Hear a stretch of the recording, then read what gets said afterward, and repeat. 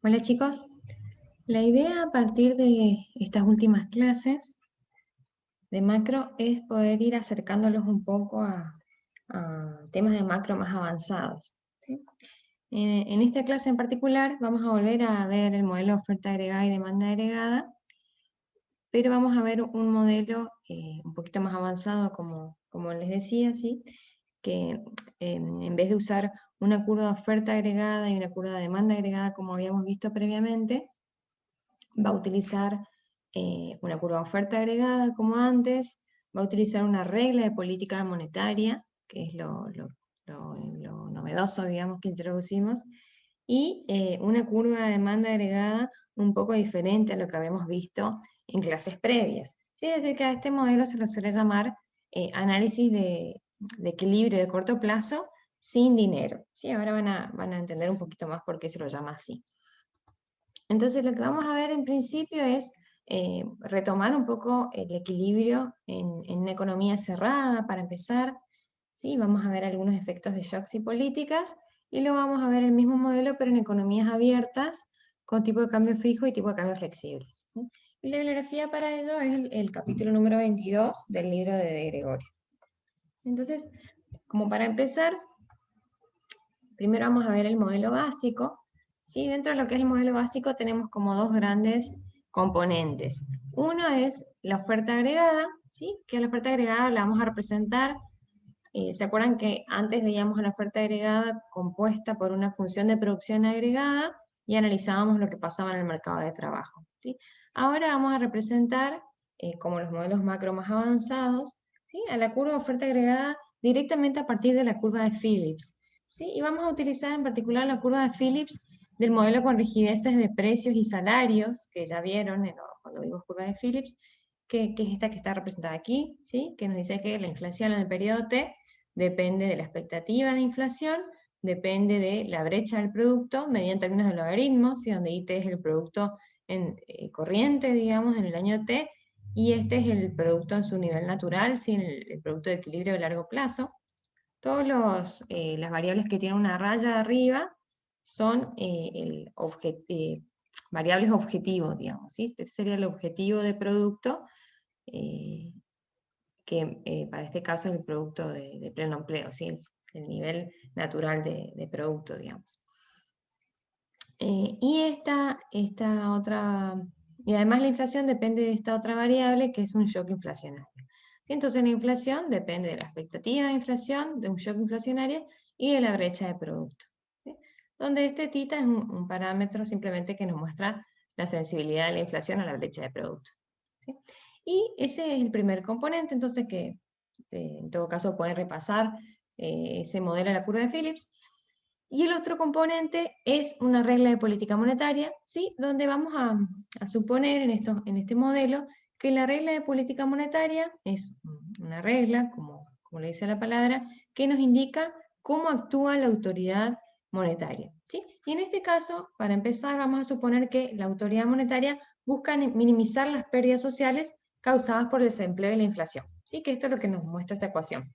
Y fíjense que nos muestra como una relación entre inflación y desempleo o producto, donde la inflación está expresada en términos de la brecha entre la inflación efectiva en el momento T y la meta de inflación o la inflación objetivo, que es la inflación que tiene la barra arriba, y acá también tenemos la brecha de producto, el producto efectivo en el periodo T y el producto en términos de pleno empleo, digamos, ¿sí? Y esta otra variable, BT, es un shock, ¿sí? Entonces esta ecuación, esta regla de política monetaria, nos dice que la brecha de la inflación efectiva respecto a la meta de inflación, ¿sí? Depende de la brecha de producto, ¿sí? Expresada en términos logarítmicos, y depende de otros posibles shocks, ¿sí? Y este parámetro sigma, fíjense que es un parámetro que es positivo, y este parámetro nos muestra simplemente la aversión de la autoridad monetaria a la inflación, ¿sí? Bien. En estos modelos, estos modelos, mejor dicho, sostienen que para el largo plazo vale la neutralidad del dinero, ¿sí? Es decir, que la política monetaria, ahora lo vamos a ver, en el largo plazo no modifica el equilibrio en términos reales, en términos reales, ¿sí? Bueno, entonces siempre este nivel de producto que está en la ecuación es el producto, digamos, el objetivo de producto es su nivel natural, es el nivel de producto de equilibrio de largo plazo, y la regla de política monetaria lo toma como un dato, ¿sí? Es decir, no se puede modificar esa variable a partir de cambios de política monetaria. Bueno, entonces tenemos estos dos grandes componentes, ¿sí? Por un lado, la oferta agregada representada a partir de la curva de Phillips, y por otro lado, la regla de política monetaria que nos indica cómo actúa la autoridad monetaria en su afán, digamos, de realizar ese tipo de políticas, ¿sí? Bien. Con respecto a las políticas, primero vamos a hacer como una nota al pie. Vamos a ver solo políticas o shocks por el lado de la demanda agregada, y vamos a poner el foco en las políticas del tipo monetario, ¿sí? Políticas del tipo, ¿por qué vamos a hacer esto? Bueno, porque las políticas fiscales son por naturaleza, digamos, difíciles de modelizar a partir de una regla específica, ¿sí? Ya van a ver ustedes cuando estén en quinto y en política económica, van a ver distintos modelos a partir de los cuales se puede estudiar el comportamiento de los legisladores, por ejemplo, con el objetivo de poder modelizar de alguna forma o racionalizar de alguna forma el comportamiento y las decisiones respecto a la política fiscal. Pero por el momento, como estamos dando macro y macro de corto plazo, nosotros vamos a hacer el supuesto de que la política fiscal, es decir, el gasto público y los impuestos, se fijan en cada periodo y son exógenos, ¿sí? Como hacíamos en los modelos previos. Y vamos a focalizarnos en las políticas monetarias, ¿sí? ¿Por qué ponemos foco en la política monetaria? Por un lado, por lo que ya decía, así que la política fiscal es difícil de racionalizar o de modelizar. Por otro lado, porque estamos estudiando macro de corto plazo y siempre los rezagos en la implementación de la política monetaria son más cortos, entonces esta política podría ser más útil para dar respuesta a shocks que ocurren en el corto plazo, ¿sí? Además, en la realidad, digamos, se da que es el principal instrumento utilizado como instrumento de estabilización, ¿sí? Por los países en el mundo, digamos, y esto porque, como ya vimos en el modelo de Poole, la política monetaria tiene cierta ventaja cuando los países cuentan con regímenes de flotación cambiaria, ¿sí? Donde ya sabemos que la mayoría de los países tiene regímenes cambiarios de flotación, ¿no? Flotación sucia en diferentes tipos, pero en definitiva flotación cambiaria. Y además vamos a elegir la política monetaria porque si queremos analizar la inflación como uno de los objetivos de política económica, es necesario establecer ciertos objetivos de política monetaria si se pretende anclar la inflación, ¿sí? Entonces, vale la pena estudiar este tipo de política. Y vamos a suponer que la política monetaria consiste en establecer una meta inflación, ¿sí? O una meta de brecha de producto o ambos objetivos. Y vamos a suponer en particular que el instrumento utilizado por la política monetaria es la tasa de interés, ¿sí? Bueno, entonces dicho todo esto, vamos a ver cómo se representaría gráficamente entonces este modelo. Si ustedes me estarán pensando, bueno, ¿dónde está la curva de demanda agregada? No se preocupen que ahora en un ratito la vamos a ver, ¿sí? Por el momento, fíjense que graficamos en términos de inflación y producto, que van a ser nuestras variables endógenas, nuestras variables de interés. Tenemos una curva de oferta agregada, ¿sí? Que está representada por la curva de Phillips. Fíjense que tiene pendiente positiva porque, si vuelvo a la curva de Phillips, ¿sí? Y la graficamos respecto al producto, este θ es un parámetro positivo, entonces esta curva, graficada en términos de esas variables, tiene que tener pendiente positiva. ¿Bien? Bueno, una curva de oferta agregada, entonces, que refleja el comportamiento de la curva de Phillips, ¿sí? Y tenemos una curva de regla de política monetaria, que fíjense que tiene pendiente negativa, si vuelvo para atrás, ¿sí? Este parámetro sigma es positivo, pero el signo negativo antes tiene pendiente negativa, esta curva.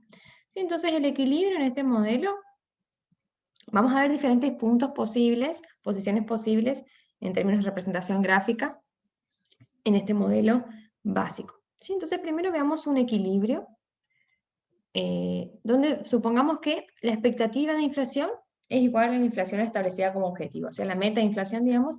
Entonces los individuos forman sus expectativas inflacionarias suponiendo que la inflación en el futuro va a ser igual a la meta de inflación, ¿sí? Es decir, creen en el objetivo inflacionario establecido por la autoridad monetaria, ¿sí? Entonces, Si ustedes toman esta igualdad, ¿sí? Expectativa de inflación igual a inflación meta, y entonces podemos nosotros suponer que no va a haber ningún shock inflacionario, ¿sí? Es decir que, me vuelvo un poquito para atrás, esta variable de la curva de Philip va a ser en promedio, va a asumir valor 0, ¿sí? Entonces, si hacemos ese supuesto, ¿sí? Suponemos que esta expectativa inflacionaria es igual a la meta inflacionaria, ¿sí? Nosotros podemos suponer que todos los shocks en promedio van a asumir su valor promedio, que es 0, ¿sí? El valor esperado de los shocks es 0, entonces esta letra de t va a ser 0, esta bt va a ser 0, ¿sí? Entonces nosotros podemos tomar estas dos ecuaciones, igualarlas, porque fíjense que podemos expresar, reemplazar esta expectativa de inflación por la meta inflacionaria, y vamos a tener las mismas brechas, ¿sí? De inflación efectiva respecto a meta de inflación, tanto en la oferta agregada como en la regla de política monetaria, y si trabajamos en base a esas dos ecuaciones, vamos a llegar a que el nivel de producto efectivo va a ser igual al nivel de producto natural, ¿sí? Y por lo tanto, si son iguales, dada la curva oferta agregada, vamos a tener que la inflación efectiva va a ser igual a la expectativa de inflación, ¿sí? Traten de hacerlo solos, de todas formas yo lo voy a subir como una pizarra para que puedan ver los pasitos algebraicos, digamos, pero pueden intentarlo hacerlo solos también, no es nada muy complicado, ¿sí? Pero en definitiva, entonces, cuando los individuos fijan su expectativa inflacionaria igual al objetivo de inflación, vamos a estar parados sobre el nivel de producto de equilibrio de largo plazo o nivel de producto natural, ¿sí? Y en ese punto entonces se van a intersectar las dos partes de este modelo, la oferta agregada y la regla de política monetaria, estaríamos parados en un punto como este, en el punto E, ¿sí? Donde entonces se cumplen las expectativas inflacionarias, ¿sí? La inflación efectiva es igual a la expectativa de inflación, es igual a su vez a la meta de inflación, y estamos en el nivel de producto natural, ¿sí? Ahora, ¿en qué otra posición podríamos estar? Podríamos estar en un punto como este punto A, sobre la curva de la regla de política monetaria, ¿sí? Fíjense, si estamos parados sobre la curva de la regla de política monetaria, entonces estamos en un punto consistente con esa RPM, ¿sí? Pero fíjense que en un punto como A, este punto nos estaría indicando que la expectativa de inflación que tienen los agentes es superior a la inflación objetivo, ¿sí? Si suponemos que no cambia la inflación objetivo y sigue siendo este valor, un punto como este nos estaría indicando que la expectativa de inflación es superior a la inflación objetivo, ¿sí? Es decir, que nos estaría indicando un punto de falta de credibilidad, si se quiere, del público respecto al accionar de la autoridad monetaria, ¿sí? Y este punto, un punto como este, que es consistente con la regla de política monetaria, también, dadas las ecuaciones, ¿sí? Dada la ecuación de la curva de Phillips, todo punto que indique que las expectativas inflacionarias son mayores a la inflación efectiva, nos está indicando que el nivel de producto es inferior al nivel de producto natural, como lo podemos ver acá en el gráfico, ¿no? Entonces, en este punto estaríamos en un punto de falta de credibilidad y en un punto de desempleo, ¿sí? O nivel de empleo por debajo del pleno empleo.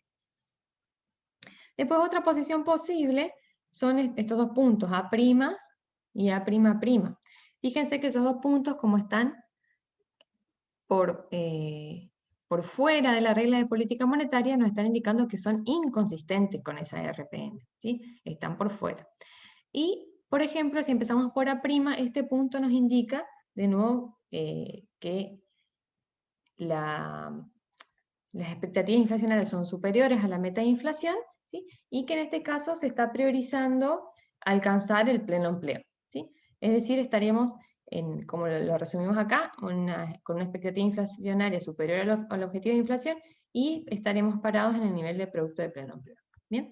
Y después, otra posible posición es esta A'', ¿sí? Que esta A'' nos estaría indicando un punto para el cual se cumple con la meta de inflación, ¿sí? Porque fíjense que está al nivel de la meta de inflación, pero el ratio de sacrificio en términos de producto es muy elevado, ¿sí? Sí, fíjense, el nivel de producto que se alcanzaría en ese punto estaría muy por debajo del nivel de de producto de pleno empleo. Y acá me faltó agregar qué representaría este punto B, un punto como este. Fíjense que un punto como este es consistente con la regla de política monetaria y nos estaría indicando un punto para el cual las expectativas inflacionarias están por debajo de la meta de inflación, ¿sí? Y por lo tanto, el nivel de producto es superior al nivel de producto natural, ¿sí? Si quieren, uno podría pensar en una curva de Phillips que pasa por acá, una curva de oferta agregada, mejor dicho, que pasa por acá, ¿sí? Que fíjense que nos muestra que estaríamos en una situación de sobreempleo y expectativa inflacionaria por debajo de la meta de inflación. ¿Sí? Bueno, si entendemos esta intuición y las ecuaciones básicas, estas dos, la de la oferta agregada y la de la regla de política monetaria, vamos a poder seguir bien en el resto de esta clase. No deberíamos tener mayores problemas. ¿Sí? Y ahora sí vamos a ir a la parte de la demanda agregada. ¿Sí? Si ustedes hacen un poco de memoria, de repaso, para estudiar la demanda agregada siempre estudiamos el equilibrio conjunto del mercado de bienes y servicios y el mercado monetario. Entonces vamos a pasar a ver eso. En primer lugar vamos a representar para este modelo la curva IS en términos de brecha de producto también, ¿sí? Y vamos a definir a esta brecha de producto de la curva IS, esa brecha de producto va a ser equivalente a un componente de gasto autónomo que es constante, está reflejado en esta A, ¿sí? A este otro componente, ¿sí? Que viene a representar el consumo y la inversión, si se quiere. ¿Sí? Esta letra o este parámetro, que es positivo y es constante, nos va a mostrar la sensibilidad del consumo y la inversión a la tasa de interés real. Fíjense que esto que está aquí adentro, la tasa de interés nominal menos la expectativa de inflación, es la tasa de interés real. ¿Sí? Entonces, esto nos va a mostrar la sensibilidad del consumo y la inversión a la tasa de interés real. Y esta letra mu nos representa shocks de demanda. ¿Sí? Entonces, la curva IS, representada como una brecha del producto efectivo respecto al producto natural, está compuesta por un componente de gasto autónomo, por consumo e inversión y por un shock de demanda. ¿Sí? Todo este shock de demanda pueden pensarlo como cambios en las preferencias, si se quiere, de los consumidores y los inversores.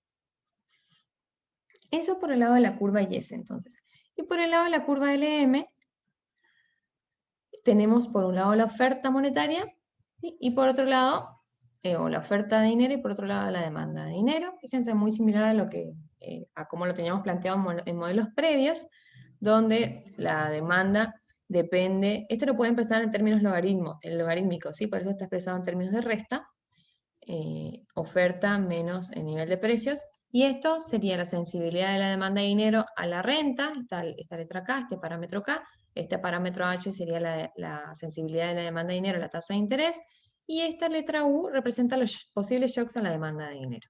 ¿Sí? Entonces, este modelo, ya dijimos anteriormente que vamos a focalizarnos en las políticas monetarias y que suponíamos que el instrumento de política monetaria es la tasa de interés.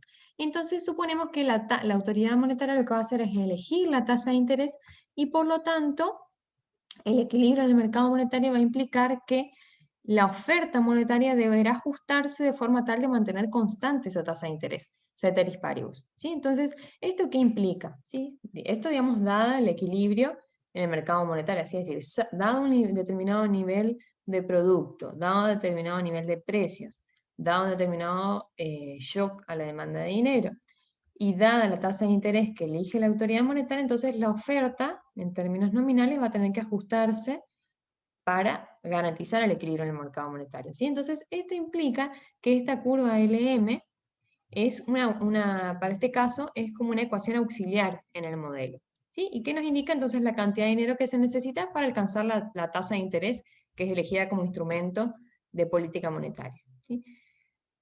Y es por eso que este tipo de modelos se los llama como equilibrios de corto plazo sin dinero, porque la LM no aparece de forma explícita en ningún lugar, ¿sí? Sino que es una ecuación auxiliar, como ya dije hace un rato. ¿Sí? Y otra de las implicancias es que en el largo plazo el dinero es neutral, ¿sí? Eso lo vemos acá. Digamos, en el largo plazo nosotros sabemos que este producto va a ser el nivel de producto natural, ¿sí? Podemos suponer que los shocks en promedio van a ser nulos, ¿sí? El valor esperado de los shocks es 0. Entonces, dado el nivel de producto en su nivel natural, ¿sí?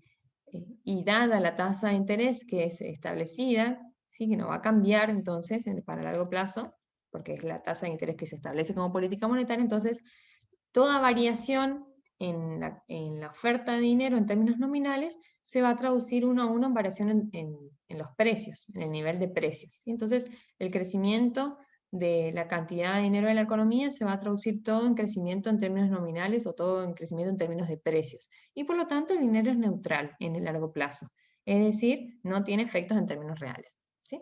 Y también se cumple con el efecto Fisher según este modelo. Si ustedes recuerdan un poco el efecto Fisher, lo que nos decía es que variaciones en la tasa de interés nominal variaciones en la tasa de interés nominal van a traducirse uno a uno a variaciones en los precios, o al revés, mejor dicho. Variaciones en el nivel de precios van a traducirse uno a uno a variaciones en la tasa de interés nominal y no van a afectar a la tasa de interés real que está determinada por el lado del mercado en términos reales, ¿sí? Es decir, la tasa de interés real se determina surge el equilibrio en el modelo a partir de la economía en términos reales, ¿sí? Y la tasa de interés nominal se determina en el mercado monetario. Toda variación en los precios va a influir en la tasa de interés nominal y no en la tasa de interés real, ¿sí? Eso es lo que nos dice el efecto Fisher. Bien, entonces, acá tenemos a la curva de demanda agregada, ¿sí? A la IS representada a partir de esta ecuación un poquito distinta, pero que tiene más o menos las mismas variables que habíamos visto en modelos previos, y a la LM entonces como una ecuación auxiliar.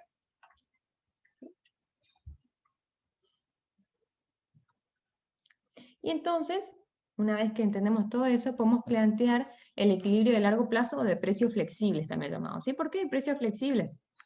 Porque este equilibrio nos va a indicar dónde se va a ubicar la economía, dónde se ubicaría la economía si no hubieran rigideces de precio. Es decir, si el producto fuera el de pleno empleo, en este equilibrio de largo plazo el producto va a ser el de pleno empleo, las expectativas de inflación van a cumplirse, ¿sí? Es decir, son correctas, ¿sí? En el sentido de que la expectativa de inflación va a ser igual a la meta de inflación y va a ser igual a su vez a la inflación efectiva en ese momento. Y vamos a suponer además para encontrar este equilibrio que los shocks toman su valor promedio, ¿sí? Es decir, que los shocks asumen un valor 0. Entonces, con ese supuesto, y a partir de esa definición de equilibrio, nosotros vamos a poder encontrar el equilibrio real de la economía, ¿sí? Que es hallar las expresiones, en este caso, para el producto y la tasa de interés real, ¿sí? Y vamos a también buscar la determinación de las variables nominales de este modelo, que son la inflación y la tasa de interés nominal. Entonces, ¿cómo vamos a encontrar el nivel de producto y la tasa de interés real? Vamos a utilizar las ecuaciones de oferta agregada y de la curva IS, o sea, la ecuación de la curva de Phillips y la ecuación de la curva IS que vimos antes. Si ustedes utilizan esas ecuaciones y suponen que los shocks en promedio sumen el valor 0 y que las expectativas de inflación se cumplen, ¿sí? Es decir, acá está el hecho de que las expectativas de inflación se cumplen, entonces si trabajan en la curva de Phillips y la IS, van a encontrar, van a hallar estas ecuaciones, ¿sí? Por un lado, que el producto está en su nivel natural, ¿sí? Que esa es una de las condiciones de equilibrio. Por otro lado, que la tasa de interés de largo plazo, que es esta que tiene acá la rayita arriba, es igual al componente de gasto autónomo sobre la sensibilidad del consumo y la inversión en la tasa de interés, ¿sí? Y van a hallar estas dos ecuaciones. Y para encontrar las variables en términos nominales, ¿sí? Lo que necesitamos es especificar alguna regla de política monetaria, ¿sí? Que ya dijimos antes que según este modelo, esa regla consiste en utilizar la tasa de interés nominal de forma tal de garantizar cierta inflación objetiva, cierta meta de inflación, ¿sí? Que vamos a ver ahora que tiene que ser creíble. Vamos a verlo en un rato. Y esto va a implicar a su vez que el equilibrio en el mercado monetario tiene que ser consistente con esa meta de inflación, ¿sí? Entonces, si la política monetaria determina cierta meta de inflación, ¿sí? Y se cumplen las expectativas inflacionarias, por lo tanto, cuando se determina esa inflación objetivo, dada la tasa de interés real de largo plazo, que es lo que está aquí en esta ecuación, ¿sí? Dada esa tasa de interés real de largo plazo y dada la inflación, la meta de inflación y dado que se cumplen las expectativas de inflación, entonces a partir de todo eso nosotros podemos hallar la tasa de interés nominal de equilibrio de largo plazo. ¿sí? Y así tenemos estas 4 ecuaciones, en las 4 nos representan el equilibrio de largo plazo o equilibrio de precios flexibles, ¿sí? Entonces una ecuación que nos dice cuál es el nivel de producto, cómo es la inflación o cuál es la inflación, la tasa de interés real y la tasa de interés nominal. Esto, bueno, les invito a que ustedes puedan ensayar al encontrar el equilibrio. Y en todo caso, si tienen alguna dificultad, me avisan y les subo una pizarra con las soluciones, ¿sí?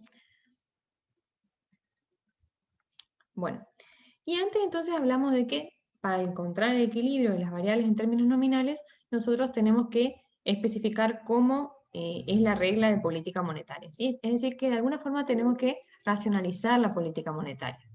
A ver, esperemos un segundito.